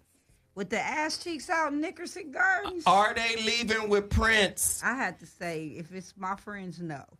They leaving with Prince. You know your broke ass friends. Get in the car with Prince. We would have been too busy. Your broke ass bagging friends on. will beat up the chauffeur and drive Prince. Now that shit might happen. But the ass cheek would be like, nigga, we probably couldn't get past the ass cheek. But he's Prince. Dr. Glenna. He's Prince. Yes, sir. What's that? They leaving with Prince. They leaving with Prince. We whooping his ass and putting some pants on that. No, nigga. you not. You not. You going to jail. No, you not. Prince gonna have all type of black strap molasses. He had Vanity and Apollonia. So believe me, he can get ghetto. Oh, he can Tanisha get him. I quick. never understood it though. I never understood. I've never been a Prince chick. You know, I would have gave it to Michael before Prince. I'm just saying. Now you done turned it into some other shit. Now your mic is off. Oh, but Dr. Glennis is closer now. Come over here. So let me just say this, ladies. Okay. And we always hear this question in reverse. How can black men uplift black women? Oh, so you helping. Got you. How can black men uplift black women? We always hear that, right? We always... Are you on or no? No, you turn me off. Here we go. But you are still talking even though your mic is off. That's an indication of there's a problem. But we always hear black men or black men being questioned to support black women. Like even when the girl beat up the white man at the McDonald's in Florida. She's a boxer, for Christ's sake. Does she need even any more help? Did you see the ass whooping she put on him? Listen. Yeah, but Okay. they still should have jumped in and helped. She put the hog maws on his ass. Okay? But black men were called into that. Black men ain't protecting black women. Let me ask black women, what are you doing to protect black men? I need to know. A lot of black men need to know. What do black men today really mean to black women today? Can you have a good black man and have white standards? Standards of the system? No. I'm just asking. I think to have a good black man... You think I'm just talking to you? Okay, cool. Okay. Well, go ahead. I think to have a good black man, you gotta have a good woman mentality. First of all, you can't just have a good black man if you're not a good woman. Right. You know, it's a package deal. So if you love black men, you're gonna uplift him in every way possible, especially when you see children doing stuff they Hold shouldn't. on one second. I gotta address a dumbass in the chat room. You just have to. Somebody said Zoe is always simping to women.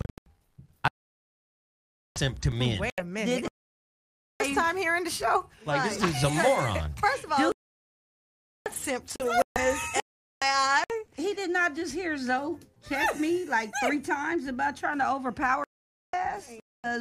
Not a Listen to the simp. voice of reason. Not about the simp women. It's always a goofball who listens with one ear. He's probably in the R. Kelly. Talking about simping to women. I'm not gonna choke you. But I'm just confused. Like, what the fuck?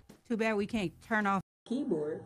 I just asked a basic question. Right.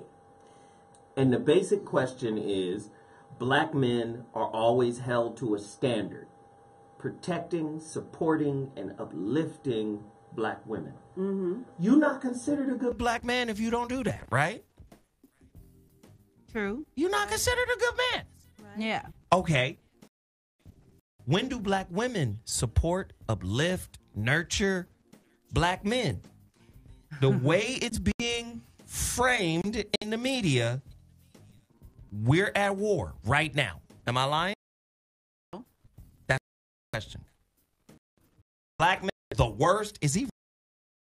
You got white people, or you got sisters coming out. I always use Carrie Champion. The black man struggle is just too much. Fuck that. Right. Date other races. No. What do you mean the black man struggle? Aren't we All black in it. together? Would that be our struggle? So you just gonna opt out of poverty, Right. right? That's Outside what of she did. systematic racism. Opt out of systematic racism. You think that pink guinea pig of a dick? Not guinea pig. I'm just. Oh my God. Why he got to be? You got the pink Milk, hamster milk, dick. milk. Oh. I'm just saying. See, I'm not the only one, Dr. Glenn. I'm just saying. I'm opt out of all of that. No, she was not. She loving a black race is what she did. Because I love my black men, and I'm not gonna opt out on them ever. So that's what I'm saying. I just see black men as villains most of the time. Because you're villainized as a black man. They see you with that Africa hoodie, and Why you mention that? What if nobody else saw it? I'm just saying. Who said I wanted this shit to be talked about? When are you Anyway. going to support me? You ain't supported me yet. You keep cutting me off. You got long-ass stories. Africa. I support the black man. You got on your black pride hoodie, and they see you coming into Starbucks in Beverly Hills. They're gonna be like, "Oh, here comes an angry nigger. He's got all black shit all over his chest." I mean, that's the ultimate. That's the way they visualize us. I think black women fear us in much the same way as black or white women and white men. No, we do not. Help us. Help me to see differently. I don't think black women fear you. I think black women have thrown in the towel like that. Let me shit. say this again. Okay, I'll shut up. Move your chair down there. She bad Out as the frame. this nigga. She wild. We're not even on camera. She be talking like it's just me or her. Low key. Yeah, right. The two of y'all show. It's two other people over here. Okay, I'm quiet. You don't want to be. No, I don't. You're not gonna stop yourself. I am Okay, right now. good. New Year's resolution. Share. You may speak now. Glenna, Oh, not you may speak. You posed a couple different questions. pick one. Because this one. One of the things that you said was how can black women support black men? And one of those ways is the narrative. So I mentioned a couple times, like I didn't really get into a lot of the Facebook discourse, social media discourse and things like that because I'm very selective about my narrative. You know, I'm only one person. I am of the starfish mentality. You pick up one starfish on the sea. So I'm only one person, so I can only do what I can do. But setting the example and controlling the narrative of what I say and how it comes out and what can be screenshotted and replicated, you know, because I know that as a black woman, as soon as I say something, it becomes representative of all black women, even if it's not true. So just being very selective about what I say and doing things like highlighting positive, you know, like Steve Harvey just had, what's the guy, Dion, I think his name is Dion Joseph. He's a black police officer that does a lot of good work down on Skid Row. So, you know, like that's share that instead of sharing the story, positive, and you know. But we're a train wreck culture, and we like to see fuckery and bullshit. And that's black culture, but that's also American culture, you know. For sure. Yeah. But I mean, like you just, you know, you asked that question. That's my answer. Like, you know, as an individual, you got to control the narrative, control what you reflect, control what you put out there, and what you're with other people. Mimi? I think you should support who and what needs to be supported. Everything doesn't need to be supported. Amen. That's just like, you know, the incident that happened at the bowling alley here in LA. Yeah. You know, it was over two girls arguing probably over some BS, and now 3 people are dead, 4 are injured. So it was some ghetto stuff. So I said all that to say we don't need to support the ghetto stuff. Everyone's arguing. Let's try. Now they already tripping. It's watching that. Hand-picking black people. No, and Torrance come, gonna be lit. yeah, it's going to be really sad. So be careful. Have registration and be ready. No. Down. It's about to go down. Oh, yeah, that was already tripping. And then you're at a bowling alley where you should be having fun. People have their children there playing arcade games, and you're busting in there all over some females. So I don't say support everything a female do, because some of these females is ratchet. So support what's right.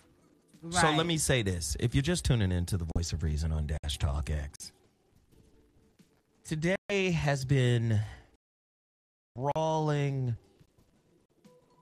layered conversation on the image of black men particularly through the eyes of black women. I see a lot of black arguing.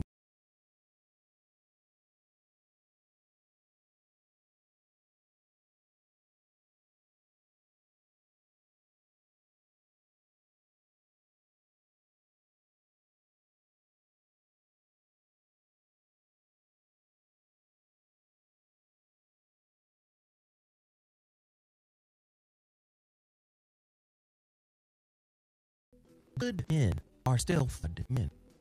Do you agree? Yes. Good men have challenges.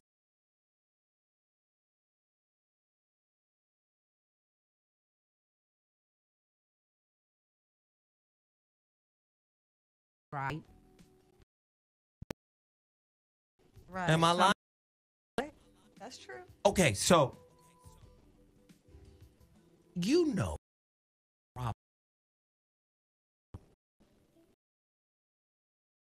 it down. This is a monster, so they're all monsters. Mm-hmm. Or to get away from the monster I've had to deal with, the next nigga gotta be in it, and it's an unrealistic. This becomes unrealistic. Wait a minute. Even a good man still has remnants. Right. Do you get what I'm saying? Right. So a lot of people just don't see context really well. I need you to talk about the effects of black and white thinking in relationships, how inflexibility, beliefs, and expectations become limiting and thus kind of constrict around the relationship. Can you talk about that a little bit? Yeah, absolutely. So when Zoe is saying black and white thinking, he means that it's like all or nothing. You know, you think either he does this, he's in church every single Sunday, or he's the devil. Like, that's complete black and white thinking. And so when we say gray area, it's like, you know what? There's some fuzziness, you know, there's some shades in between. So I 100% agree with what you were saying in terms of, like, even good men have something. Nobody is perfect. When you go into relationships and when you interact with people at that level, in terms of like black and white thinking, it's limiting. Like, you have to understand, like, a man is a man, you know, a woman is a woman. And don't confuse that with let a man be a man, where you just let somebody run over you, have poor boundaries, or be abusive.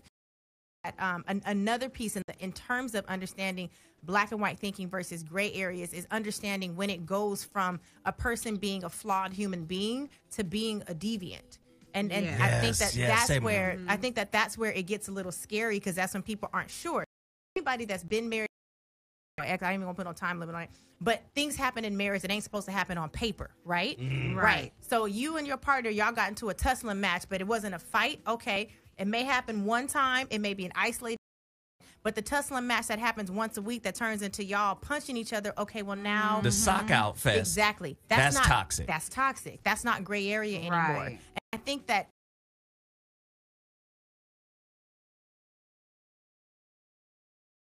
it goes dark. I don't know where I'm going to stick to the black and white, because that's the only way that I can kind of protect myself. But the reality away from potentially positive, there's a lot of good interaction that comes in the gray area. Right. Right. And a lot of relationships, because they have these unrealistic ideas about what is supposed to be, there's no room for growth. There's no flexibility in that interaction. Right. So if something happens outside of the expectation that is considered negative, it's harder to come back. It's harder to be resilient. Right. A lot of relationships struggle with resilience. Right. As soon as they run into any pitfall or some trouble or some shit, it's almost like, oh, this shit is over. I've heard that so many times. They'll go on one date. Well, he said this. I ain't never calling him again. Like, okay, you don't throw the baby out with the bathwater. Like, you got to see that, you know what, they're a good person. They got a good heart. They just don't have all the answers. But again, like, I think that people stick to black and white because it keeps them safe. Because nobody wants to look stupid. You know what I mean? The hardest part of being in a relationship is leaving too early or staying too long. So nobody wants to be that girl, you knew you should have left. Like, well, I was trying to work it out. Like, You under dig? You just dropped a diamond. She sure did. Yeah, Down by the lake. oh, shoot. Don't Shout do out that, to Devor. Lavelle Crawford. That motherfucker's hilarious. Yes, he is. You're listening to Zoe Williams on The Voice of Reason 2019, the first episode. We have Dr. Glenna Anderson. Glenna the Good Witch. I love it. I'm going to give you a little Letterman jacket or something, mate. You should really clown. You should really take it to the next level, Glenna the Good Witch. Stunt one time. Glenna, where can you find your practice? My practice is in Torrance, California. You always find me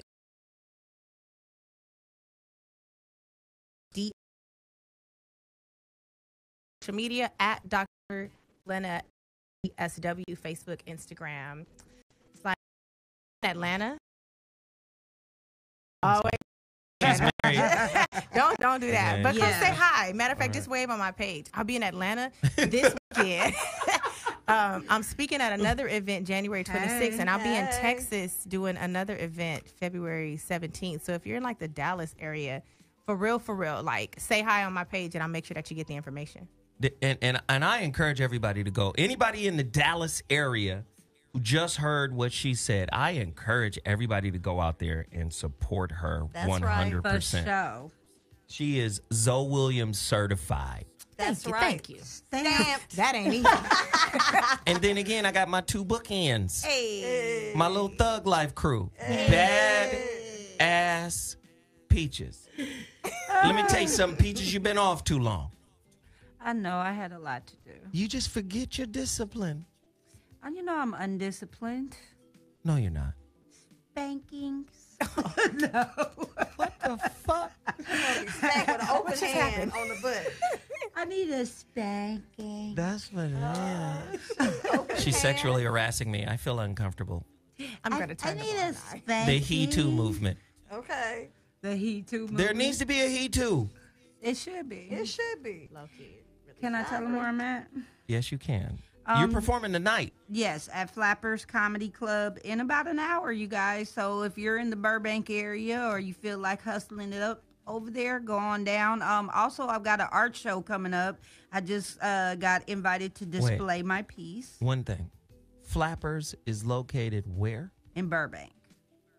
Oh, you just asking them to Google it? You don't have the Yeah, address? I don't know the address. Flappers Comedy Club. Google. It's your friend. And also, you like a nigga that want to see you will seek you. And, they'll find you. Also, I've got a art show coming up. I'm really excited about this piece I've worked on for almost 2 years. It's a comedy club scene. So that's going to be my sugar shack. If y'all don't know what that is, that was Ernie Barnes, the good painting. That's going to be like mine. Your little promo section was like... Okay, I know it was a little long, but you interrupted it like 3 times. I interrupted you. Yeah, spankings. No, that was... Okay. Mimi. What up, baby? Woo! What it do, though? Keeping it real with Mimi. Thursdays, 8 p.m. on Accelerated Radio. 7 p.m. to 8 p.m. Oh, you didn't change the game? No, it's been 7 p.m. to 8 p.m. I ain't been there in so long. Correct me, Mimi, That's please. all about good. It's me. all good. 7 p.m. to 8 p.m. AcceleratedRadio.net. Or check me out on all social media platforms. Keeping it real with Mimi. Love y'all and deuces and happy New Year to you all. Let's get it. Wait, we still got a little bit to go. We got a little bit to go. Okay, Yeah, I thought you yeah. was doing the exit. You just No, talking. I'm just saying. I don't know what time I'm just it is. hipping, clearly, I'm just hipping people to who's in the studio. I saw it. Listen, I've got 2 boys, right? Mm-hmm. One is 22. Killing the game. The other one is 17. And I really worry about these guys. I know you do. You should. Like, on the real. Like, Because my they son, black men. my oldest son, he liked me. But he fire. Sag, just... What about the younger one? The younger one is Sag, too. Which one is the artist? I know it's got to be an artist. Just psychic time with. Donnie, yes. Speaking of shit you don't know about time with. The fuck is going on? Is one of them an artist? I'm sure one of their they can't She be figured your one has got to be children. creative. There can't be Zoe Williams' children without one of them being. Well, I didn't even want to Zoethius. talk about that, but yeah, okay, cool. Since you He was trying to say something else. something else, and then Right. they're derailed. Yes. They're both artists. Okay. Okay. So you're worried about them, so Oh, yeah, tell let's Yes, tell back us more. to- Yeah, back How to you what you were feeling? saying. You What's see, going on? see that? Learn from how do them. you feel about that, so? What's going Down on? by the lake. Scorpio. Anyway, I'm worried about him because, you know, the oldest one, fiery. He's intense. And I keep telling him, your energy speaks. And it's fucked up because your energy can be interpreted as aggression. Okay. Oh, yeah, on that And court. again, bitch ass coaches have a way of limiting your career by saying you're uncoachable based off your energy. Right, right. I can't tell him nothing. And a lot of these coaches, and I'm glad there's some good coaches now, but a lot of these coaches want broken boys so they can feel like a father Right. to these kids. And then other coaches who recognize, oh, this kid got a dad. They ignore him because they feel like he don't need nothing. Wow. Like, I don't even need to pour into this kid. I don't have to pour into him. Wow. He got a dad. His dad is strong. His dad is here. So a lot of those kids be on motherfucking autopilot. Right. Then I'm worried because what the fuck? The girl you choose, probably educated, because, you know, it ain't the same as we was in the 80s and 90s. She probably educated. Right. Well, if she's educated, she's going to have some feminist ideas. Right. Sometimes. And I'm not, this is not absolute, I'm sorry. But, you know, there's going to be some of that shit sprinkled in. Right. And I'm worried because in a heartbeat, the person you was rolling with could see you as a threat based off of not only the stereotypes, but the narratives that are being pushed around. And I just be worried. Shit. I be texting these niggas all type of Confucius and Lao Tzu and the art of war, all types of shit. As you should. Right. But they're your children's, though, Right. so I wouldn't be too worried because they going to know the real. You going to tell them the real. I'm going to tell them, but he's saying some of it is just the world we're in. the world. Yeah, like you can be the best, you know, the most well behaved, the most intelligent, kind to other people, and sometimes the world that we live in, you know, you get shot at the doggone Gable House. How about it? I used to be like you. My son went to Dorsey. I was worried like a mug all the time. Well, that's Dorsey. I mean, yeah, you might get Yes. shot. Listen, So- my son went to Samo, Santa Monica High. I was worried, you know why? It's still something to worry This is about. weird, white, strange drugs. Nigga, you go to Santa Monica High, nigga, and fuck around, and kids got measles. Right. Right. Wait a minute, nobody's vaccinated in I this didn't bitch? have to worry about that shit at Dorsey. I worried more about They got him wingworms. leaving school. Be like, there's a lice outbreak. What the fuck? We got ringworms. Right. It's a whole other kind of animal going on. I smell But wet puppies. every As a time I mother walk of into a school. 32-year-old man, I can honestly say you can tell them everything you need to tell them, but it's still up to them. You know, it's their choices. But you put the seed to give them the right choices, like I did with my son. So I wouldn't worry too much. You don't have seeds, you got eggs. You remember that, okay? No, I put the mental seeds Just in fucking- his head, fool. Shit, my eggs was brown. He's my extra God. smart. Your eggs is deviled now. You know what? Devil, I'm out. You know what? And paprika all over the Blogs motherfucker. off. You know what I'm doing. Hey, ladies and gentlemen, you've been listening to The Voice of Reason, man. We appreciate you guys for tuning in. Mondays, Wednesdays, Mansions. Yes. Fridays, 5 to 7 p.m. Pacific Standard Time. I appreciate everybody for tuning in. I'm Zoe Williams, The Voice of Reason. We will holla at you guys Friday. Friday. Yep, Friday the ladies will be back. Thank you all for tuning in. Thank you. Thank you. Deuces. Woo. That shit was so fire. That was, oh damn.